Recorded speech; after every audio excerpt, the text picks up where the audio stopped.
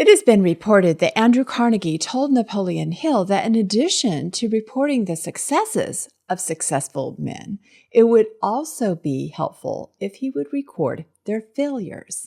Today, we're discussing the biggest financial mistakes we see people make. It is our hope that by discussing these financial mistakes, you can avoid making them yourself. The first mistake we're going to talk about is the fact that many people do not keep a part of everything they make.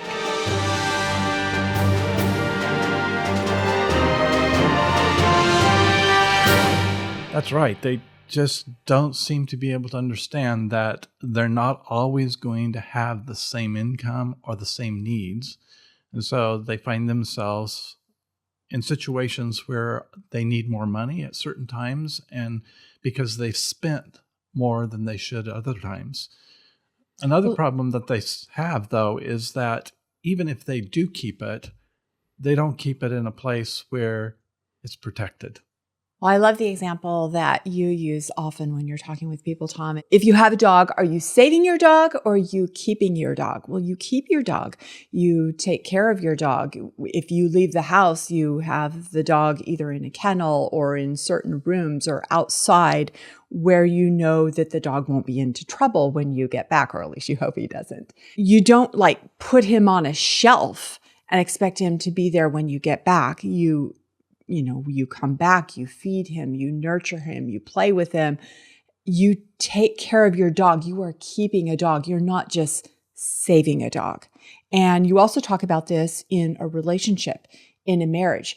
Do you keep your relationship? Do you nurture it?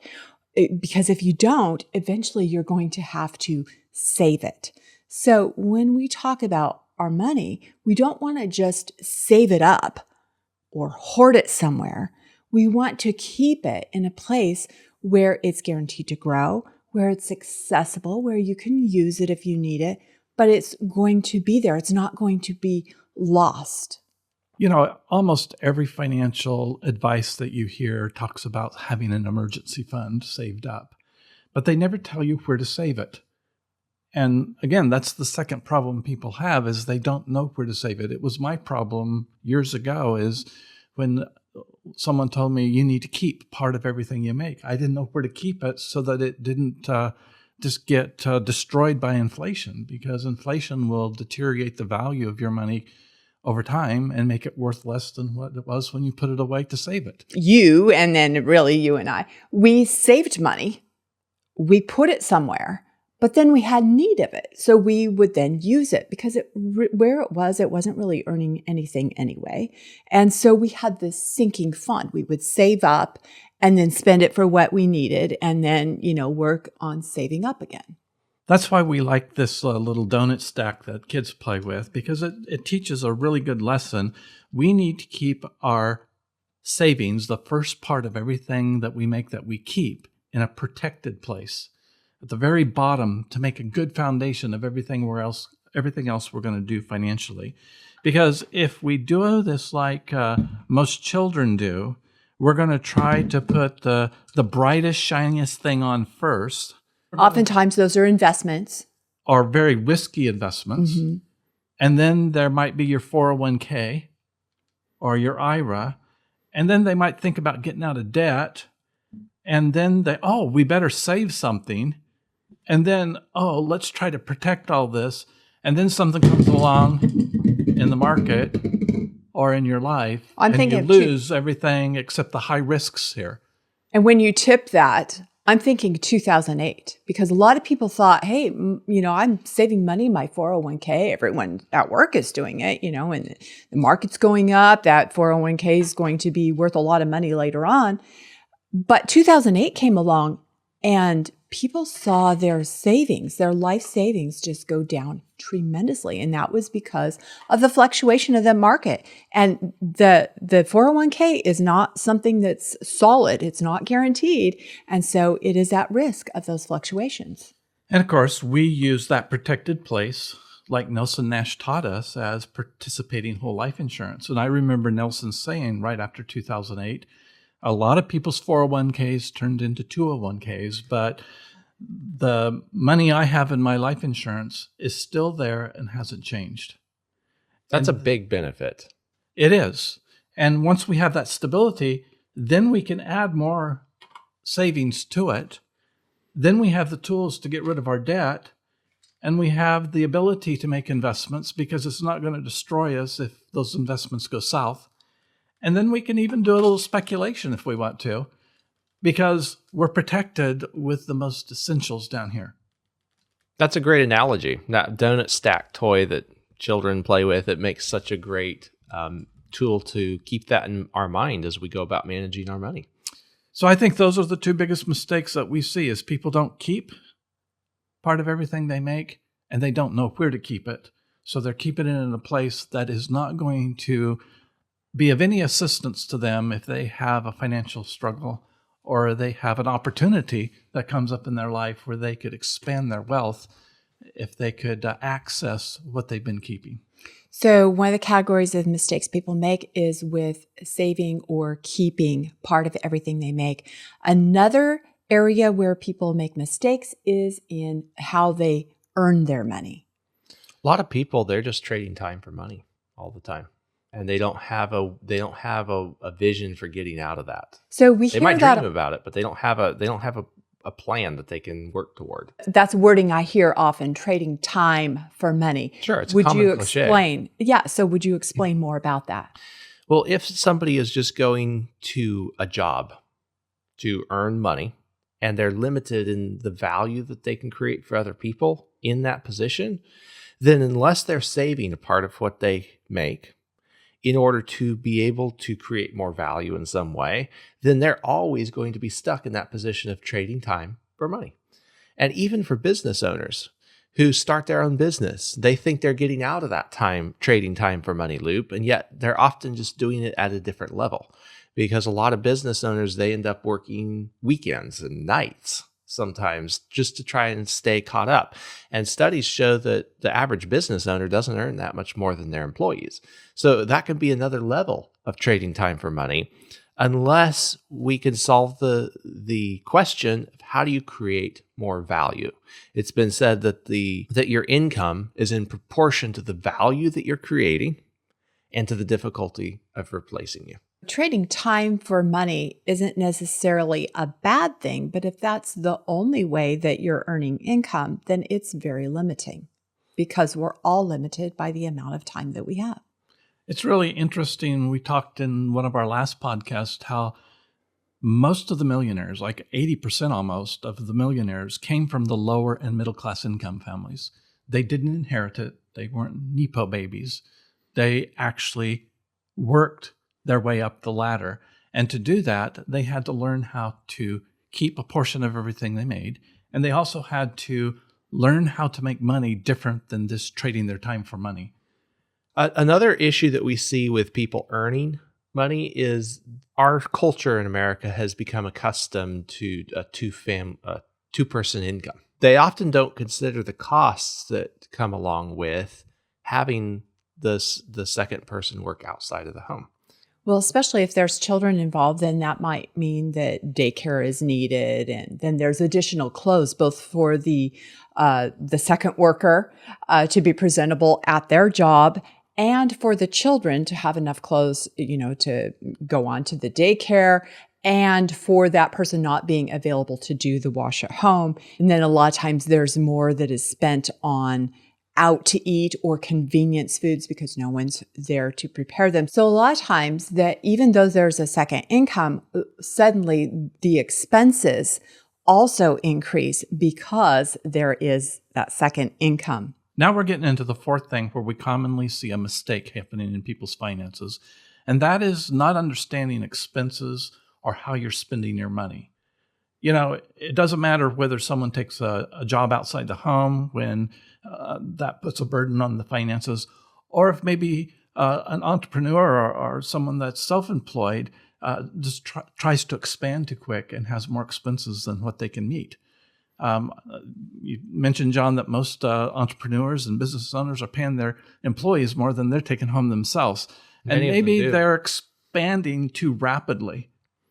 And so we have to keep track of what we're spending so that we know what our budget is, and we need to live within our means. Also, the marketplace. I think about all the things that are available that we could have so quickly, and especially with like Amazon and other online platforms. We just go on our smartphone and we choose the things that we want, and they arrive, maybe a few hours later, maybe the next day, maybe it's a few days if we really have to wait. Well, maybe not instant gratification all the time, but within a few days. I mean, when has that happened in the history of the world? So we have all these things available at our fingertips, but we have to make choices and decide, what is it that we really want versus what we want, just right now. And so that's I think a challenge for people in their spending. They have to really be careful not to overspend or to be purchasing things that they really don't need right now or that aren't part of their overall financial goals. There's a tendency in our culture to magnify experiences. And so spending a lot of money on some of those experiences can be an additional expense that is not helpful to your financial progress. That can be a financial mistake that people make. Sometimes that comes through the form that they're not disciplined in what they're spending, so they spend on whatever comes to mind. That instant gratification mentality. Other times they think they're spending it for getting a certain experience, but those experiences, they can be valuable, some of them, but sometimes once they pass away, you're not that much better off than if you wouldn't have purchased them and have saved the money instead. So that's a spending mistake that we see people make, is either spending without discipline or spending too much on experiences that pass away and don't leave them that much better off.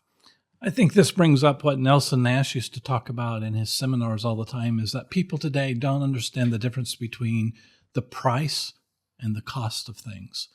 So if it's convenient for me to put tickets for the latest concert or the latest football game or sporting event on my credit card, because it's only, $120 for the ticket, but eventually it's going to end up costing me, $240 by the time I pay that off, there's a problem there. There definitely is. And the normalization of credit cards is another spending mistake because of the convenience. Certainly credit cards could be used wisely with the points, but many people, it's an instant gratification thing. So they put it on the credit card and it doesn't make their life that much better off. Something that became real popular in the 90s was the term soccer mom. How she was had to have her SUV so she could drive her kids across town and be the little shuttle bus between sporting events for their children. And this puts an added expense on a budget as well, because now as mom or whoever is shuttling, the kids to their soccer games across, oftentimes they don't even get to enjoy one person's soccer game, one child's soccer game, because they're shuttling someone else to another sporting event, and they all come back, and then it's too late to actually prepare a healthy, nutritious meal, so it's fast food on the way home. All these things add up. Not that any of them are wrong per se, but we have to weigh out and find out, is this in my budget? Is it going to keep me from being able to keep a portion of everything I make? Is it going to keep me from being able to get ahead and go where I want to financially in this life? Or are we just spinning our wheels and spending everything we make or even more than we make? Another spending mistake we see people make is not thinking about the cost of college. Just go ahead and sign in for all the student loans because maybe the cost doesn't really compute. You think you're going to be getting that value out of it, but maybe you haven't put in the research to figure out what are you really going to be able to make with this job? What are the prospects of getting a well-paying job or being able to start a well-paying business with this degree? Many times, people do not end up working in the field that they have their degree in. So that extra college, especially with the inflated costs that we have seen, that can become an expense that was not wisely considered. It can become a spending mistake for many people. And we see multiple times where parents have gone in debt or co-signed for their children's student loans. That's sad. And that keeps them from being prepared for their own retirement, because now they're paying off student loans, not theirs, but their kids', why they should be putting money away in a protected place and savings so that they don't have to depend on somebody else when they retire. If you don't make any of these financial mistakes, congratulations. But if you do, you don't have to be stuck making these mistakes for the rest of your life. It's been said that the quickest road to success is replacing bad habits with good habits. When we get back from the break, we're going to talk about how anyone can overcome these financial mistakes. If infinite banking is a simple process, why does it seem so complicated? Could it be that infinite banking started out as something simple, but over time has morphed into a convoluted process of buying a policy to borrow from the policy so you can pay interest on your own money and still come out ahead? Could it be that some people selling infinite banking policies have made it seem exclusive just for the wealthy or financially savvy? Could it be that insurance terms such as modified endowment contract, 7-pay test, direct recognition, overfunding, and paid-up additions are hard to understand? We think the answer to all of these questions is yes. Infinite banking, as most people know it today, is too complicated and confusing. But it didn't used to be. That's why we've put together a binder called Infinite Banking Made Simple.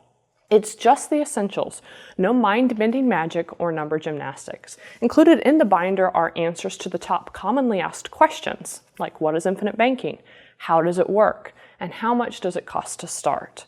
We've made the binder available to you as a free digital download.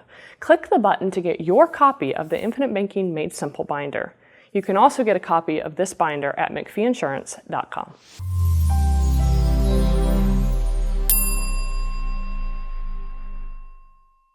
Avoiding financial mistakes is easier if you have at least a general idea of how money works and what is going on.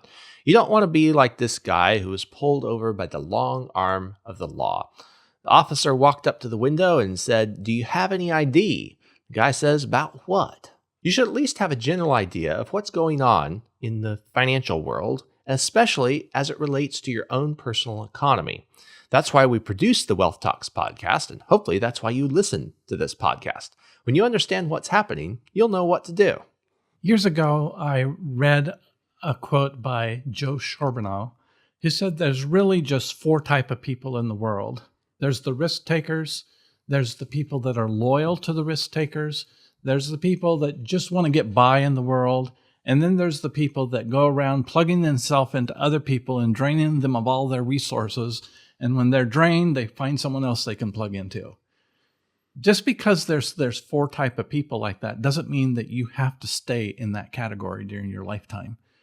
You know, personally, I was raised in a family that was not very well to do. There was 6 of us children in an 800 square foot house, and I remember taking bath in the bath water that my sisters took a bath in. We were not rich, but we were still wealthy because of our mentality.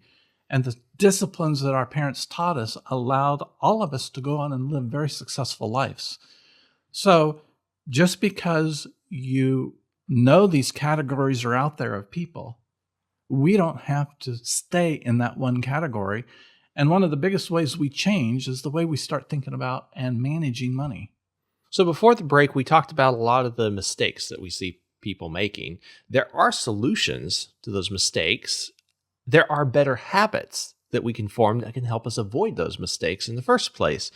And one of the things that we can do when it comes to saving more money is making sure that we're saving that in a place with guarantees, where we get guarantees on our savings. It's not directly exposed to the devastating effects of inflation, but it actually allows us to do something with that money. When we get those guarantees, we're also protected from the volatility of the market, because many times people will say, well, I'm going to do investments. That was my mentality when I started on this course is, oh, I'm going to buy term insurance and I'm going to invest the difference. Sure. That's a common mistake that people think, because they think, well, sometime in the future, I'm not going to need the term and it's just a waste of money if I put it in there. And I'm young, I'm healthy, and I can afford a lot of a risk right now. But they end up losing because that risk is high. The potential for loss is high as well. And so having those guarantees early in life means that you could end up with a lot more in the future than taking a high risk and losing and then having to start over again. One of the things that is important with our savings is to be able to have access to it. So many people, they make the mistake of locking up their money in a 401k. For some people, maybe that works fine if they don't plan on ever accessing their savings. But what about the person who wants to start a business and improve their earning potential? Well, if they need access to some of their savings to start that business, they've just put that under lock and key until age 59 and a half, unless they want to pay the 10% penalty. Now, some people, they decide, hey, I made a mistake putting that money there. I'm willing to pay the 10% penalty because I think I can make that back in business. But what if they never put it there in the first place? It gives them more options, more opportunity during their lifetime by having their savings in a place that's accessible to them. And then they can actually manage that savings. How does managing their savings play into the picture? Being able to manage money is one of the fundamental ways of getting ahead financially. Because if money is put into someone else's control, they're controlling your future rather than yourself. So we always advise people that they should put their money into places that they know a lot about. So if you're running a business and you know that this business, if you put $100 into it, you can get $200 back out of the business, that is where you should be putting your money. Okay, if you're putting your money into something that you don't understand, then you're going to have a high probability of being hit with something that takes your money away because you didn't understand it was coming. Tom, I'm thinking about just the other day, you talked to somebody. You had a meeting with someone referred by one of our clients. They said, I think McPhee Insurance can help you. And you were talking to him. He's been good at producing an income. He's an entrepreneur. He's been saving money where the, different financial advisors tell him to save money. Now, because he's an entrepreneur, he has another business idea that he is ready to fund. And yet he can't access any of those accounts without extreme penalties. If he wants to access those monies to put his entrepreneurial ideas into effect, it's going to cost him big time. He doesn't have access to that because he didn't know where to put his money, where it would be guaranteed, where it could continue earning, where he would have access to capital to use for his ideas while his money earned those guarantees. And, we're going to be talking to him. You talked to him a bit about whole life insurance and how that gives him the availability. He's not so interested in the death benefit. That's a side. That's a benefit that comes along with it. But the ability to take care of his money and give him access at the same time, that's what he needs. So we're talking about two things here. We're talking about how to earn more money because he wants to start another business in addition to the business he already has. But we're also talking about where he has saved his money and now he can't access it because it's in a position that is locked up where someone else is managing it for him. That's what Nelson Nash helped us understand, is that we should be keeping our money and participating in whole life insurance so that when we do have an idea of business, or we do want to expand in our own business, or we want to invest in something, or we have an emergency come up, that we don't have to go to the bank and use their money and pay them interest and principal, that we can go to our policies, we can get a loan from the insurance company, and when we repay that loan, the principal is restored and we still earn a compounding growth rate on it while the money is being used. And we're talking about using money along the way, but how about someone who's getting ready to retire and 2008 comes and now their retirement is just, cut in half. And when someone stores, builds money in their whole life insurance policy and they're ready to retire, that money is still there and available for them. Giving some extra thought to where you keep your savings, that is a good habit that will help you on the savings aspect of avoiding financial mistakes. Another habit that can help us on the earning side is to think of ways that we can create more value for people. So if we're working a job, what are the hobbies that we enjoy that we might be able to turn into a business? Can you tell us a little bit about how that might work? I know one of our sons, Jesse, he enjoyed welding very much. And during his off time, he liked to weld projects. But welding is expensive. The cost of the steel, the gas for the welding. And then what do you do with all these projects you might create? So he thought, well, maybe I'll reach out to some of my neighbors and see if anyone needs a project welded. Well, somebody wanted a gate.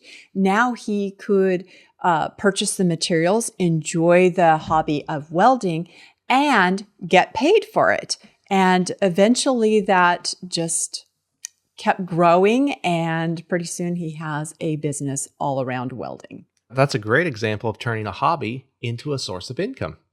And so when we can look for opportunities like that, now that just expanded Jesse's ability to provide value, and it expanded his ability to make an income. We earlier talked about people that have a job that can just be trading your time for money. And sometimes it's difficult to change a job when you have dependents that are depending on you for that income. But that doesn't keep people that just have a job from also starting their own business. Everyone can be their own banker. Yes. And that's what infinite banking is all about, is being able to keep a portion of everything you make in a place where you get to manage it so that you can take care of the needs and the opportunities that come up. And when we do that, then more opportunities occur. And finally, on spending, Nelson Nash used to say, sometimes you just got to get in a corner with a pad and paper or pad and pencil and decide what it is that you are going to spend on and what things you really need to cut from your spending so that you can be in a better financial position. Along those lines, we need to think and spend for the future, not for the moment. We need to think really seriously about, do I really need this retail therapy? Those are the types of things that get people ahead and bring them out of the categories that Joe Charbonneau talked about, is that they start thinking about money different, they manage it different, and pretty soon they're no longer in the 27% category. They've moved up. They're now in the 10% category or the 3% category. There's a tip that I've heard from a business owner that's really good. He talks about when you're planning your day, you want to preempt regret. So you plan out your day and you say, okay, now if I were to live this day over again, at the end of it, what might I do today that I would regret at the end of the day? And then you just make sure you cut that out right at the beginning. You can do that with spending too. Think about, if I'm sitting down a month from now and I'm looking at my spending over the last month, what am I going to regret spending money on? And just cut it out now. Then you don't have to regret it a month from now. I love that advice. None of these things will work for you unless you put them into practice. Just like other things in life, actually. You won't have the benefits of having a good attitude unless you have one. You won't get the benefit of a good night of sleep unless you go to bed. And you won't get the benefits of good financial habits unless you develop them.